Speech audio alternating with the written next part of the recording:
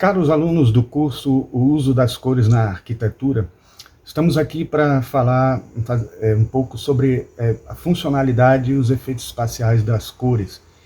Trata-se da parte 1 da aula 3, que nós estamos trazendo para vocês em vídeo, né?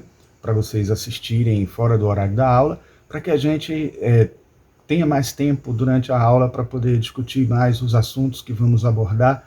Os outros, como a gente avançou muito na parte de harmonia de cores, interações de cores, e temos que continuar nesta próxima aula, vamos aqui dar este tema de forma assíncrona, certo? Então esse tema funcionalidade, eu acho que como ele não precisa tanto de interatividade, eu achei melhor separar ele para poder dar tempo de a gente concluir o conteúdo dentro do tempo que nós estipulamos para o curso, ok? Então, eu começo dizendo a vocês que dentro do assunto que a gente aborda, né, que está na área de plástica, né, a plástica da arquitetura, a parte estética da arquitetura, a gente pode dizer que a arquitetura tem 3 domínios. O primeiro é o domínio pictórico, que é aquele que diz respeito às superfícies que a gente precisa trabalhar, tanto cromaticamente, como textura, materiais, etc., tanto externa como internamente, certo? Então eu sugiro sempre que vocês, quando pensarem numa arquitetura, vocês, em algum momento, dependendo da metodologia de vocês, olhem cada superfície para ver se elas estão bem trabalhadas do ponto de vista da composição. O outro domínio que diz respeito aos escultores, né, é o domínio escultórico, que também a gente tem como parte da arquitetura também. E diz respeito ao volume, né, diz respeito ao quanto de resultado estético o volume tem, né, de qualidade estética, e a gente rouba, de certa forma, do escultor esta habilidade. Claro que isso não faz da gente um escultor, alguns arquitetos são habilidosos nessa área, mas isso não é uma coisa automática. Mas a gente precisa ter algum domínio dessa estética das formas, estética dos volumes, para que a gente possa atuar dentro da área da arquitetura, né? É uma das habilidades específicas que é puxando um pouco para o lado de sensibilidade artística, né? Mas o último domínio deles, que é o domínio arquitetônico propriamente dito, ele tem uma peculiaridade específica em relação aos outros domínios, que é não só ser bidimensional em alguns momentos, ser tridimensional em outros, de acordo com a abordagem que se analise, né? Mas também ele tem funções, ele tem utilizações, a gente precisa utilizar o ambiente. Então, por conta disso, a gente acaba tendo que levar em conta outros aspectos que a pintura e a escultura não levam em conta quando trata das cores.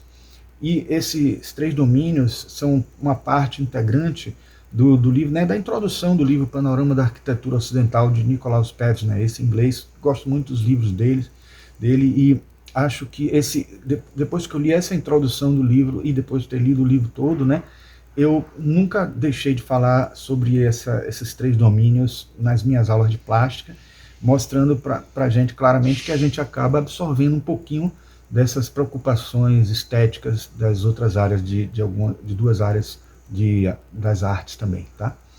Bom, então nós vamos aqui, de certa maneira, focar nessa parte funcional, vamos dizer assim, da arquitetura, funcional do uso das cores, né? Então, vamos lá. Algumas das funções das cores em arquitetura são essas aqui que eu enumerei. Claro que podem faltar algumas, obviamente, mas eu tentei trazer aqui as que ao longo do tempo eu venho trabalhando, né? Então a primeira, criar uma atmosfera, é bem assim, ampla, né, essa afirmação aqui, criar uma atmosfera que tem a ver com a criação, né? Mas sugerir unidade ou diversidade, a pessoa pode preferir a diversidade, mas se ela quer unidade, a cor é que vai fazer isso, dar unidade ou diversidade à composição. Expressar o caráter dos materiais, isso aí vai depender de você estar usando uma cor de pigmento cromático na superfície, alterando a sua qualidade material. Isso vai ser assunto da aula de quinta-feira, né, a 4ª aula. Ou então se vai usar o próprio material em si, né? Definir a forma, então as cores valorizam a forma, ajudam a sua arquitetura ficar mais interessante, ou mais destacável, assim como, a gente vai ver isso daqui a pouco, a legibilidade, o contraste de cores superpostas, ela ajuda a gente a fazer uma leitura melhor.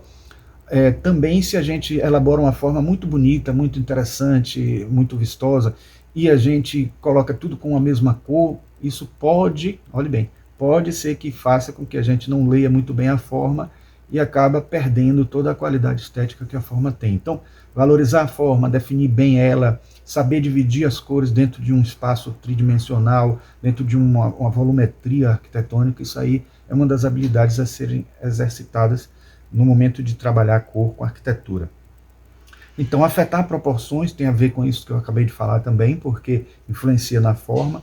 Influenciar a escala, né, que também vai mostrar se a relação nossa com o objeto arquitetônico, o artefato arquitetônico, que é muito grande ou muito pequeno, porque as cores também interferem no tamanho, né, porque elas expandem a forma, ou camuflam, ou diminuem, ou compactam ela, de acordo com os efeitos que ela vai causar em contraste com o que está em volta. Identificação e referência simbólica, né? A cor, ela comumente vai ser útil para que a gente possa identificar alguma coisa em uma convenção já existente, como, por exemplo, o vermelho de atenção, de segurança, de alguma coisa assim eminentemente perigosa. Destacar, por exemplo, o degrau, o final de um degrau, um desnível, para as pessoas não tropeçarem. Então, isso aí, contrastes de cores, então, vão servir tanto para a questão de referência simbólica, como para segurança e proteção, que é o item que vem logo depois. Legibilidade das formas, eu até já falei rapidamente, né, logo acima, e que diz respeito a justamente a possibilidade de você enxergar melhor as divisões de formas, as partes das formas que compõem o conjunto da arquitetura que vocês estão pensando, né? Isso vale tanto para obras menores como para obras maiores, e a sensibilidade do arquiteto vai ser fundamental nessa hora. Neste outro campo aqui, né, nessa outra coluna, temos visibilidade e luminosidade dos ambientes. As cores, evidentemente, né, claro, obviamente, elas alteram, elas influenciam na luminosidade. Há exemplo de ambientes que são pintados de cor branca e que ganham maior luminosidade do que aqueles pintados de azul escuro ou de uma cor púrpura escura, alguma coisa assim, que diminui a luminosidade e acaba o ambiente ficando mais escuro. Ele pode criar um caráter pessoal, uma coisa que agrada mais a um e não a outro, mas também interfere na questão funcional. Eu estou dizendo isso porque esse item que trata das cores dentro da perspectiva funcional está diretamente ligado a essa questão que eu acabei de falar. Se você escolhe as cores certas para o gosto particular do usuário, né? E também as interações entre elas, de modo perfeito, tudo muito bem pensado, muito bem elaborado, mas não atende a uma questão funcional, vocês vão ter problemas sérios, né, de resultados no final do trabalho, né? Bom, destacar ou camuflar detalhes, né? Esse é muito, faltou dar uma sensação de peso, destacar ou camuflar detalhes. Isso é importante porque às vezes tem gente que usa até pintar toda uma forma de uma cor só para justamente ela perder a sua influência. Eu digo isso porque, por exemplo, uma pessoa vai fazer uma reforma e não pode alterar a arquitetura, mas pode alterar as cores, então você, de repente, faz com que determinada forma que não é tão interessante acabe desaparecendo, né, no efeito final da volumetria.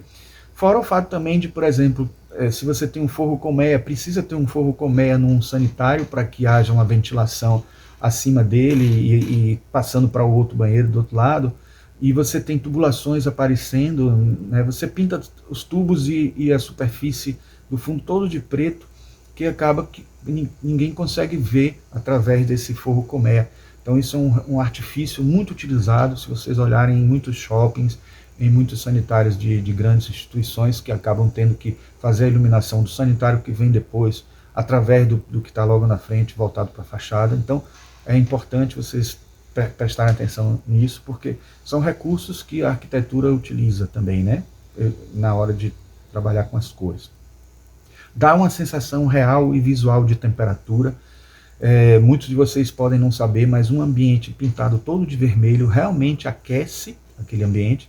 Muita gente pensa assim que a temperatura de cor, quando se fala em temperatura de cor, está se falando em só visualmente, aparentemente, mas existe uma alteração física da temperatura, sim. Várias pesquisas foram feitas e mostraram isso, né? Criar um efeito emocional compatível com o ambiente, esse aí talvez deixei para o final, porque esses aí são os que exigem mais habilidade da gente e talvez seja o que a gente trabalhe mais ainda no curso, nas outras aulas, nas outras partes das aulas. Dá um aspecto visual agradável, de bom gosto, então é a parte estética propriamente, né? Então esses são os itens que a gente separou. E eu trouxe aqui algumas imagens, só para exemplificar alguns, né? Não todos. Identificação e referência simbólica. Quem não viu em condomínios casas com cores diferentes, e às vezes usando até como essas aqui, cores primárias, para poder fazer as pessoas saberem qual é a casa, até depois daquela casa azul, ou a casa é a casa azul, é a casa vermelha, e identificar a partir disso, e a própria pessoa também se identificar, né, no momento que chega na casa, assim, tarde da noite e tal. Enfim, é interessante ter isso como referência, né?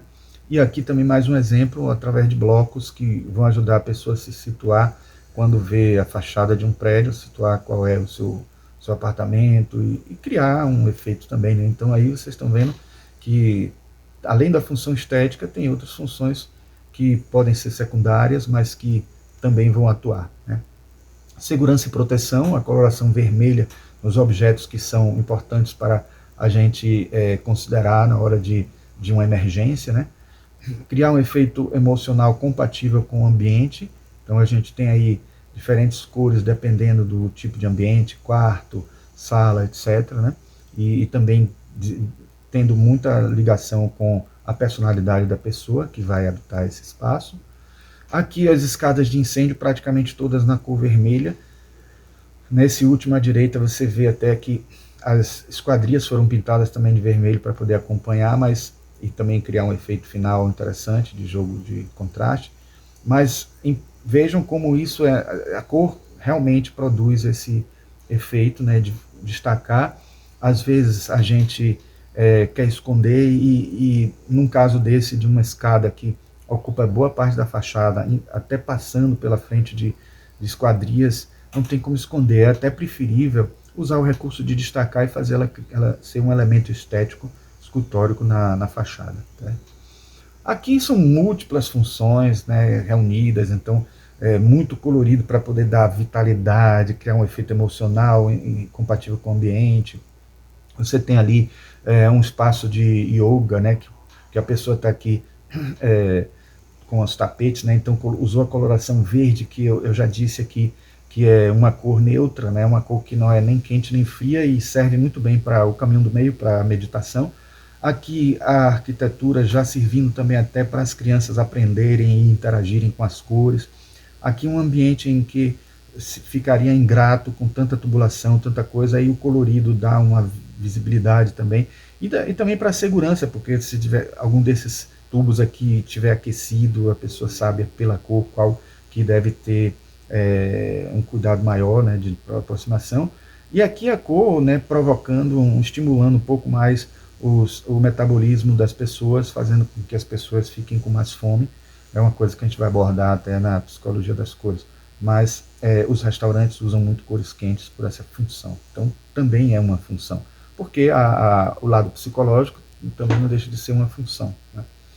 Aqui mais uns exemplos, né, mostrando caminhos sendo direcionados pelas cores. Então as cores vão dizer assim, não, quando você diz assim, siga a faixa roxa, siga a faixa verde, siga a faixa azul clara, azul escura. Então vai permitir que a pessoa, sem precisar ninguém conduzindo, chegue até o local. Aqui eu até repeti, né, a ilustração da fábrica, mas aqui também mostrando como tubulações de cores diferentes podem até identificar para onde vão também esses tubos. Então aqui mostrando os caminhos desde a chegada, mostrando aqui também as entradas e peculiaridades, né, enfim, vários caminhos, rotas de fuga também.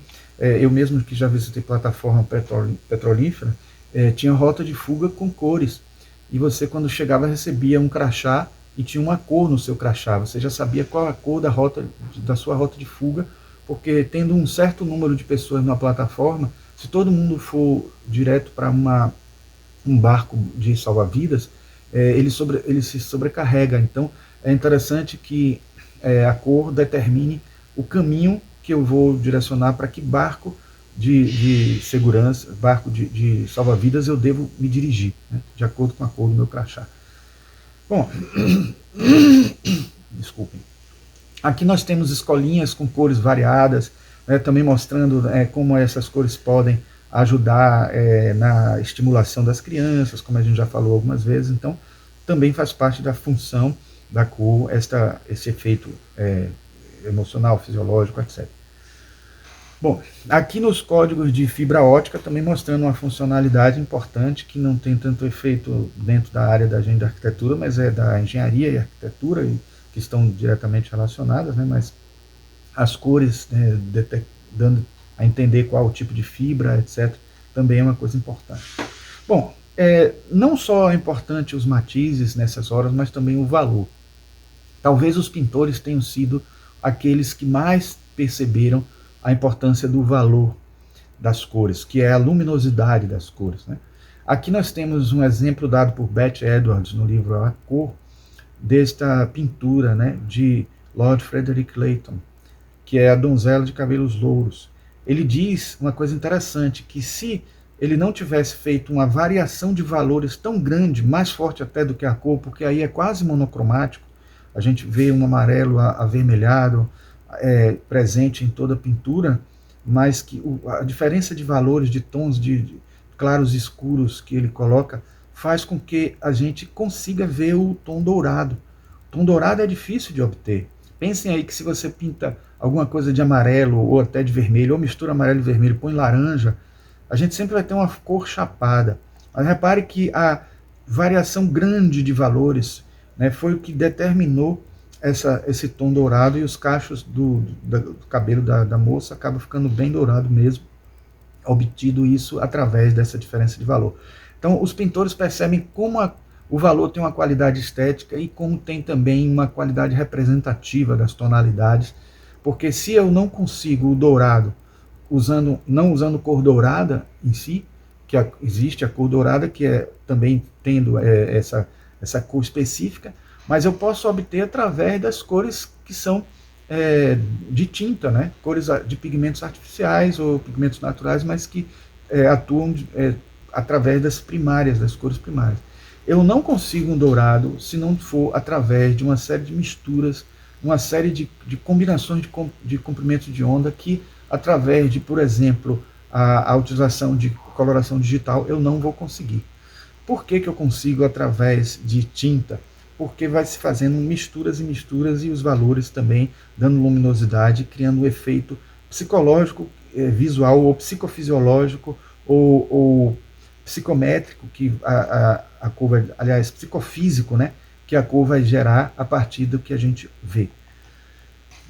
Aqui nós temos mais um outro exemplo de Monet, né, mostrando como o valor, né, das cores vai também determinar a composição, o resultado estético final, etc. Bom, e aí vamos falar dos efeitos específicos da arquitetura, os efeitos espaciais, né? E um deles de grande importância é o efeito Purkinje, é difícil de pronunciar, né? Mas ele diz respeito à iluminação, né? Então, trecho aqui do livro já famoso aqui, que é falado por mim várias vezes, né, de Juan Luch. Então ele fala o seguinte: se as condições de iluminação mudam, nossa percepção da cor muda. De fato, antes do meio-dia, durante as últimas horas de luz solar e após o pôr do sol, os vermelhos escurecem, os azuis parecem mais brilhantes e os brancos parecem mais azulados. Então veja que as cores nem se alteram da mesma maneira. O que poderia dizer assim: poxa, se eu vario a iluminação, então eu vou ter que garantida a interação entre as cores, porque elas também vão estar com o seu nível, a sua relação, né? Sua interação relativa vai estar muito... Sua interação, então, vai estar garantida, porque as proporcionalidades cromáticas vão ser mantidas. Mas isso é um engano, a pessoa pensar assim. De fato, antes do meio-dia, durante as últimas horas de luz solar e após o pôr do sol, os vermelhos escurecem, os azuis parecem mais brilhantes, os brancos parecem mais azulados. Esse fenômeno é chamado de efeito Pücking, em homenagem ao fisiologista tcheco Jan Evangelist Pücking, de 1787 a 1869, né? Em condições de baixa luminosidade, nossa visão é mais sensível a baixos comprimentos de onda eletromagnéticos, violeta e azul. Então isso é importante na hora da gente considerar as cores. Eu trouxe aqui esse GIF, né, mostrando como muda o efeito, né, da beleza de uma flor com a variação da luminosidade. O efeito Pücking é a tendência do pico de sensibilidade de luminância do olho para se deslocar para o extremo azul do espectro de cor a baixos níveis de iluminação como parte da adaptação à escuridão. Em consequência, os vermelhos parecerão mais escuros que outras cores conforme diminuir o nível de luminosidade. Então isso é interessante e a gente pode ver aqui nessa ilustração como a interação entre as cores muda, né, quando você diminui a luminosidade, e alguns exemplos de arquitetura que o Lusch coloca lá, né. A cor muda como resultado do efeito, aqui está até errado escrito, né, mas antes do pôr do sol às 20h35 e após o pôr do sol às 21h25. Então é interessante a gente levar em consideração isso quando a gente pensar nas cores, porque aí a gente tem, mostrando, né, uma foto em Burano, Vila de Pescadores próximo a Veneza, na Itália, como as cores mudam sua interação e a sua própria característica, né, no pôr do sol. Bom, também existe um efeito relacionado à área das cores, né? Se expandirmos a superfície de uma cor, ela tende a mudar, perdendo saturação e ganhando valor. Isso pode ser explicado pelo fato de que uma grande área ocupa uma ampla área retiniana, além da fóvea, onde a proporção de bastonetes e cônios muda, assim como a sensibilidade de cores. Ou seja, se a fóvea é aquele ponto central onde nós vemos melhor as cores, né, e temos, portanto, mais cônios ali e menos bastonetes, e em toda a área em volta da fóvea tem mais bastonetes do que cônios, essas áreas em volta da fóvea têm mais sensibilidade à luz.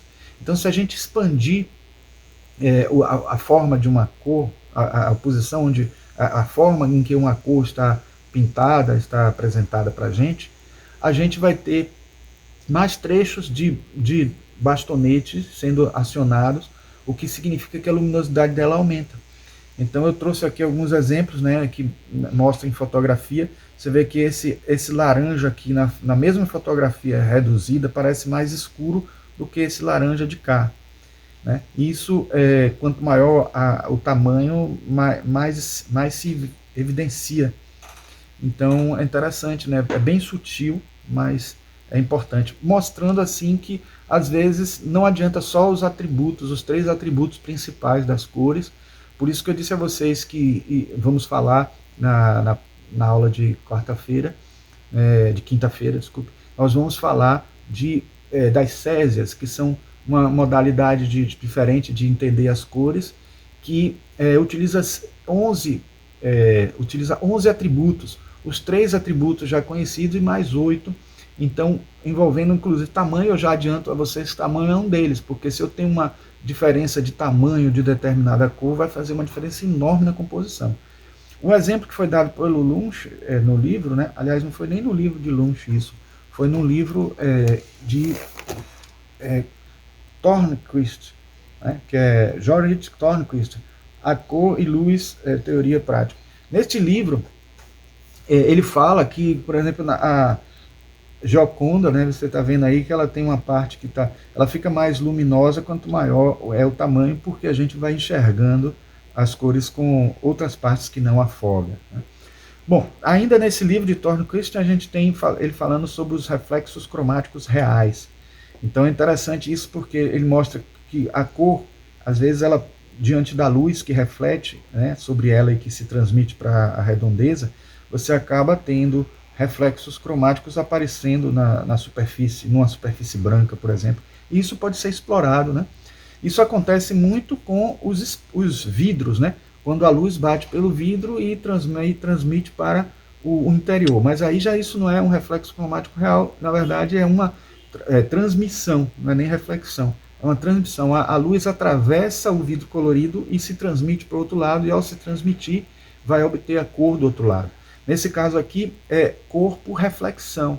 Então a luz bate no objeto e se reflete na parede, e aí você tem às vezes uma composição arquitetônica já toda trabalhada na cor e tal, e aí você depois coloca um objeto que vai refletir sobre a parede, interferindo naquela cor, né? Então é um preciosismo enorme da questão cromática, mas às vezes isso pode causar uma estranheza depois do projeto todo pronto, se a pessoa não levar em conta isso, né?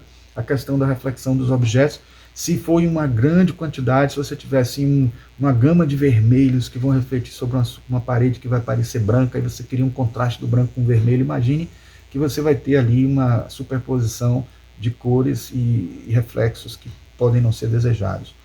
Por outro lado, pode ser explorado e pode ser trabalhado isso de uma maneira bem interessante. Aqui a gente está vendo só uma composição que é desse livro de Thornquist, né, que mostra como o espelho ajuda a gente a também fazer interagir cores que estão aqui na parte superior, né, colocada no teto, e cores que estão do outro lado da parede, que poderão ser vistas através dessa reflexão aqui. Tá?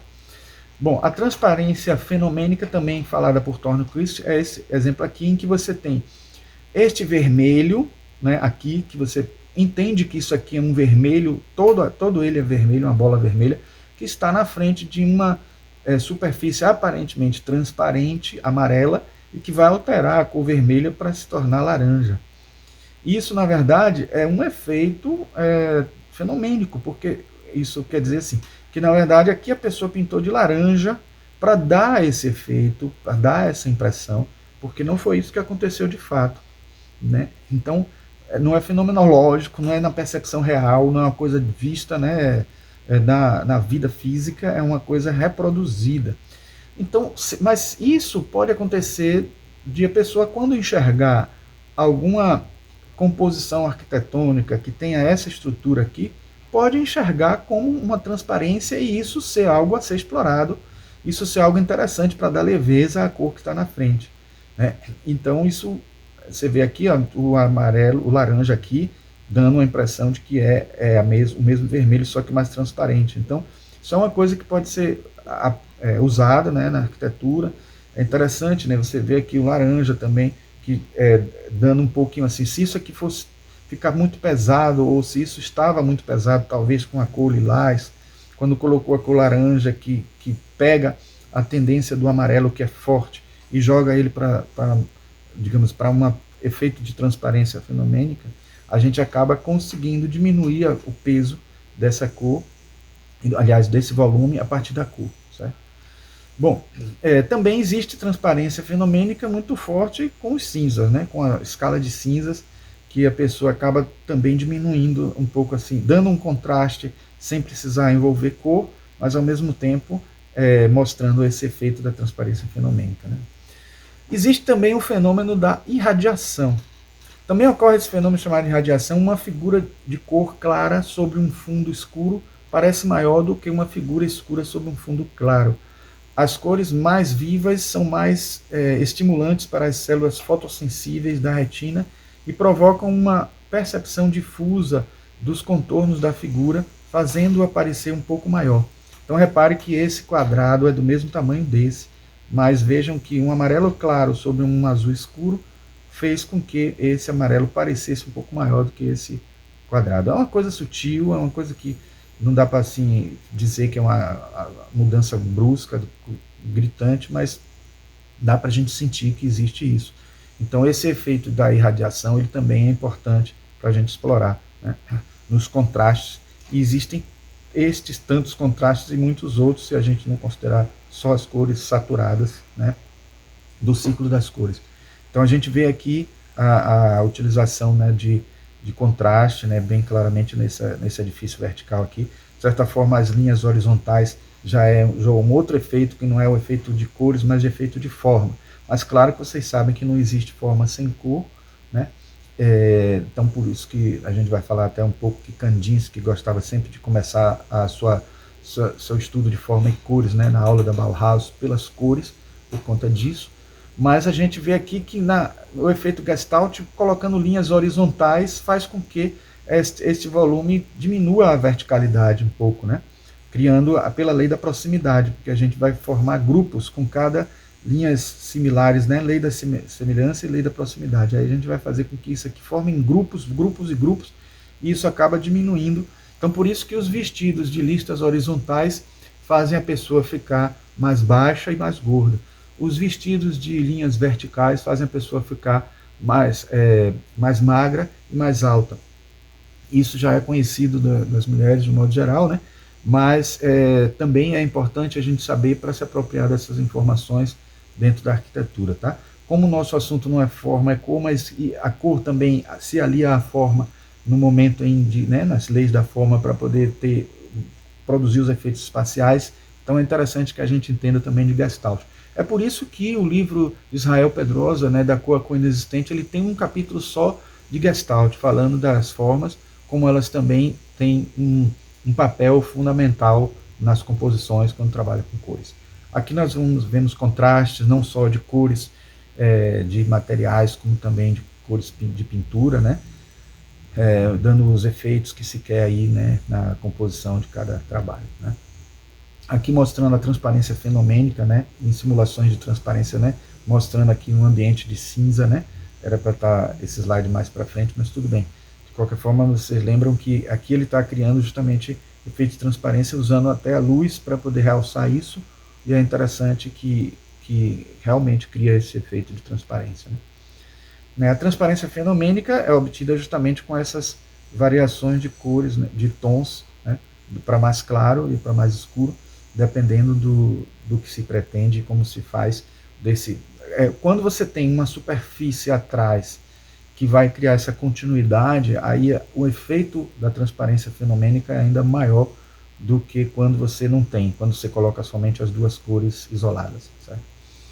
Bom, uma coisa também importante de dizer assim, a gente já viu que o contraste simultâneo vai fazer com que a gente perceba, por exemplo, que esse cinza é mais claro que esse, né? que esse vai parecer bem mais escuro que esse de cá. O fato de ele estar distante ajuda ainda mais também a gente pensar que não é o mesmo, porque não tem um efeito de proximidade comparativa. Mas aqui também o fato de ter a cor em volta preta e aqui a cor branca faz uma diferença muito grande. Só que existe um outro fenômeno que faz com que as coisas aconteçam no contrário, ou seja, que inverta completamente isso. É o chamado efeito Bezold. Repare que aqui a gente tem o vermelho com cores com um branco, né? E o vermelho com preto. Nesse caso aqui, o vermelho fica mais escuro com o preto do que com o branco. Porque no efeito Bezold, as linhas contínuas aqui, uma junto à outra, e aproximando demais, em vez de você fazer com que o contraste fale mais alto, faz com que justamente a cor escura cria um efeito, né? Sempre aquela questão dos bastonetes, sobre os bastonetes, mostrando uma redução de luminosidade no geral. Então isso é um efeito gestáltico, porque no conjunto, quando você olha pelo conjunto, você vê aqui mais escuro, e aí a tendência é enxergar esse vermelho mais escuro também. Então isso acontece na arquitetura, é importante que a gente detecte isso. Aqui eu estou mostrando primeiro o contraste simultâneo, né, que a gente já falou aqui um pouco, né, nas primeiras aulas. E aqui também, de novo, contraste simultâneo, né, na arquitetura, mas também o efeito Bezold na arquitetura, que ele vai fazer com que essas cores aqui acabem ficando mais escuras do que elas são, né? E também aquele efeito, né, de redução. Muitos prédios têm linhas horizontais para poder diminuir a verticalidade, porque a verticalidade às vezes é necessária por conta da viabilidade econômica e tal, mas nem sempre cria um efeito estético muito interessante.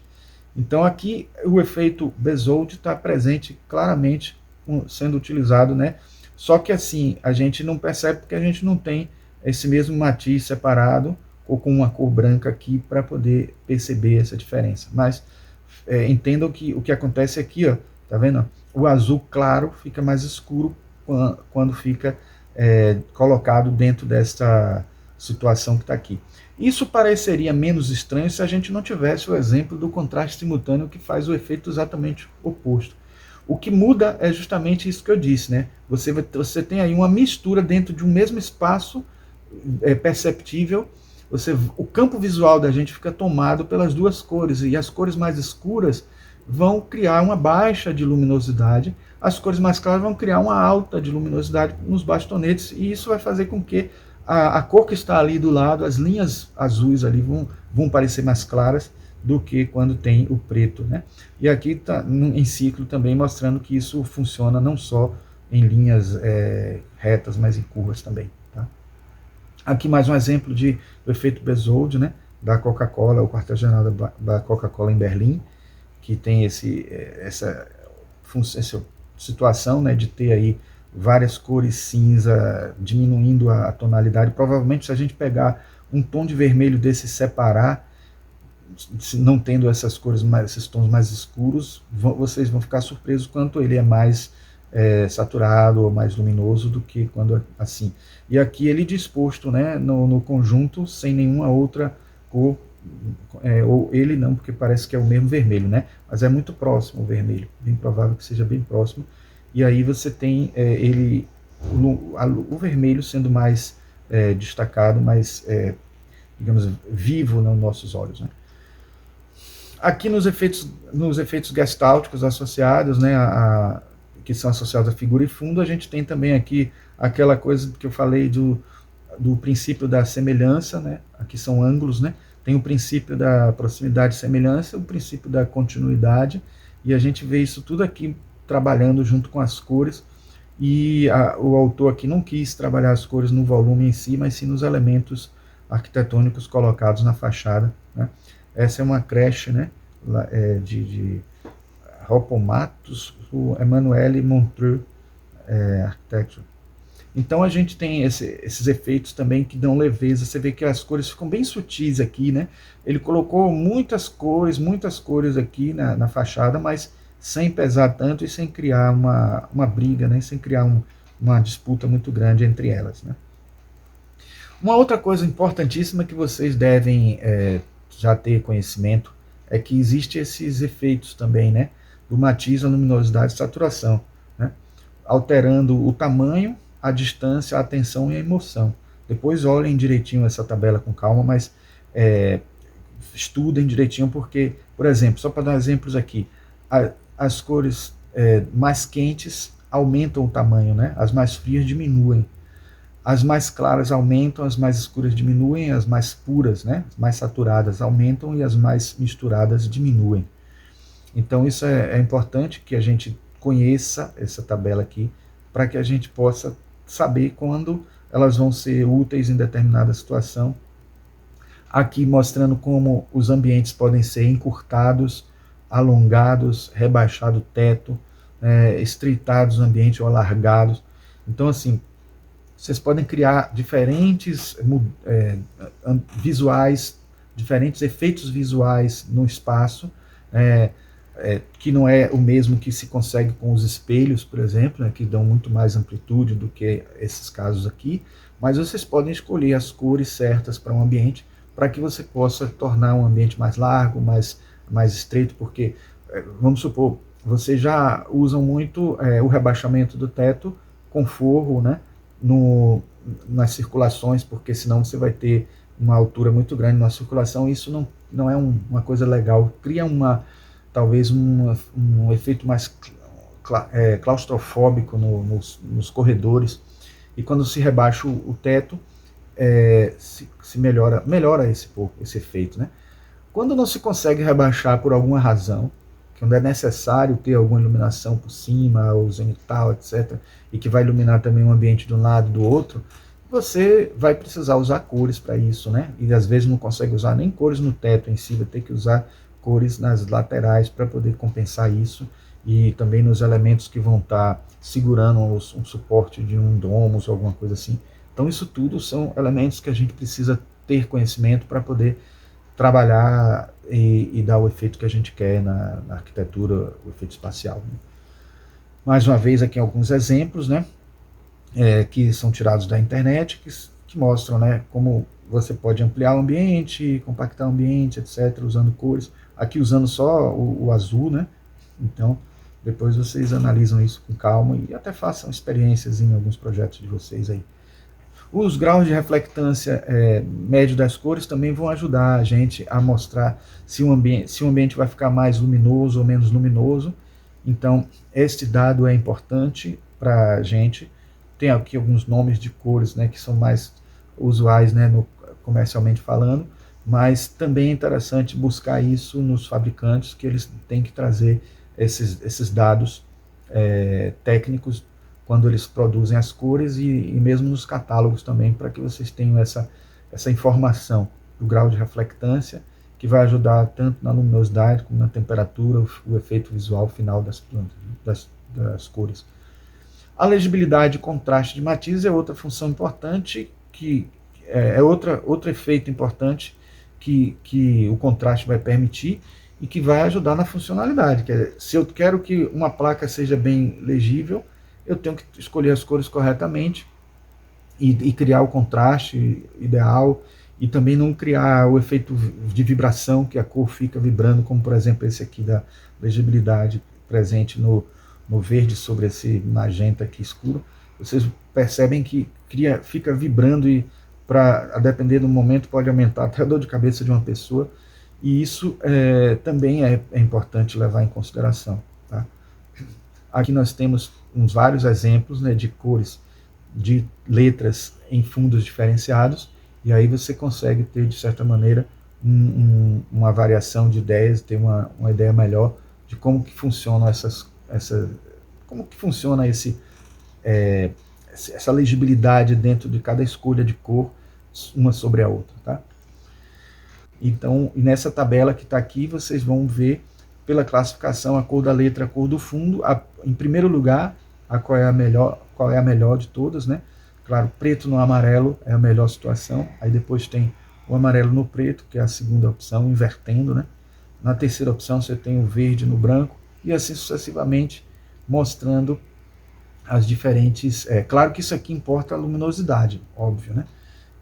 Mas mesmo com a luminosidade bem diferenciada de uma para outra, né, a gente vai ter com esses matizes uma situação melhor de legibilidade. Por isso que é interessante estudar ter essa tabelinha em mãos, né, de Carl Borgrave. Vamos lá. Bom, eu queria agora fazer tipo um gabaritozinho do exercício que nós fizemos, porque a gente não tomaria o tempo da aula. Aqueles que fizeram o exercício poderão ver isso aqui. Quem não fez, aí dá uma pausa, faz e depois vê o resultado, tá certo? É interessante para poder vocês treinarem essa questão de reconhecimento da cor usando o Watercolor, né? Então temos aqui, uma coisa que eu quero dizer de imediato é que alguém que já leu aqui em espanhol esse texto, eu não reproduzi exatamente o exercício como o Beth Edwards trouxe, porque eu acho que desse jeito aqui, trabalhando os três atributos, matiz, luminosidade e saturação, seria melhor para a gente exercitar aqueles assuntos que trabalhamos na primeira aula.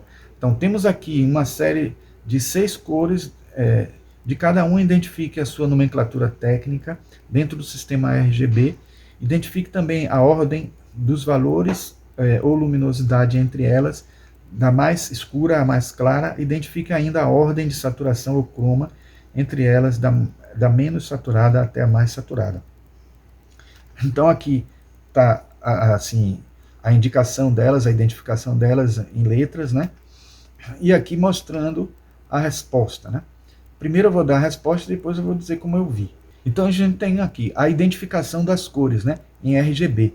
São essas aqui que vocês podem conferir, né? Pode ser que dê algumas diferenças para vocês, claro, de acordo com o monitor que vocês trabalham, de acordo com a leitura que está sendo feita, a posição onde você está olhando a cor, que você está tirando, pegando o registro. Mas é interessante que vocês saibam como fazer. Claro que não vai dar igual de vocês, com certeza não vai dar 100% igual, pode ser que chegue bem perto, e aí vocês até analisam as diferenças de cores do que a gente captou cá e o que vocês captaram lá, tá? Agora, no item 2, a gente tem a questão da ordem, né? Então a gente tem aqui, primeiro a letra E com 0,14, depois a B com 0,3 de luminosidade, né? A letra D com 0,3 também, a letra A com 0,33, a letra C com 0,34 e a letra F com 0,42. Então é aqui o valor mais alto é essa de cá, né? Aí vocês, bom, eu vou dar as respostas, depois eu mostro a vocês como é que eu obtive, né? Então a resposta 3 já é sobre a saturação. Então começa com a letra A, que tem a maior saturação, 0,56, a letra C, 0,62, a letra F, 0,79, a letra E, 0,91, a letra D, 0,96 e a letra B, 0,98. Eu vou abrir aqui o nosso watercolor, né, para mostrar a vocês como é que eu fiz isso. Na verdade, eu peguei aqui, ó, a cor, né, e encontrei um ponto. Na verdade, eu fui aqui na opção de tirar uma média, né, e aí você vai aqui e vai encontrar os RGBs, né, e aí você, aqui já não está nem batendo com os mesmos, né, mas vamos supor, está bem perto, 0,16, aqui, ó, 0,16, 106, 52, eu achei aqui 0,16, 104, 51, mas a diferença é muito pequena, né? Mas é interessante que vocês, eu não posso tirar daqui porque senão vai alterar o mouse, né? Se eu tirar o mouse vai alterar. Mas vocês podem ver aí na tabelinha que logo abaixo você tem o HSV e o HLS. O HSV é o House Saturation Value, que é mostrando o valor, a saturação e o matiz. No outro você tem o House Illumination,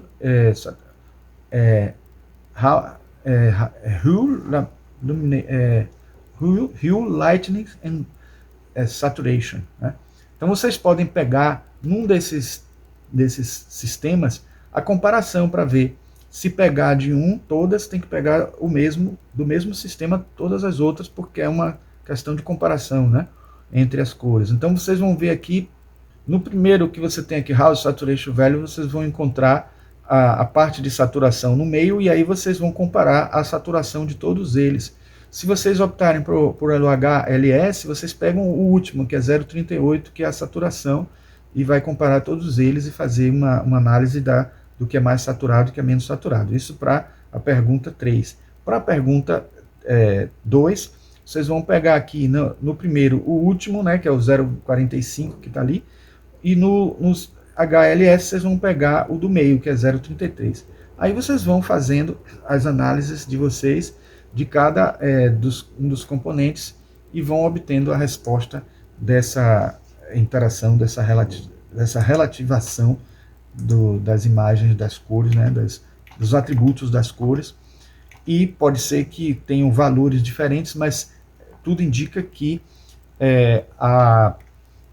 o final, né, a ordem final das cores seja a mesma da que eu obtive.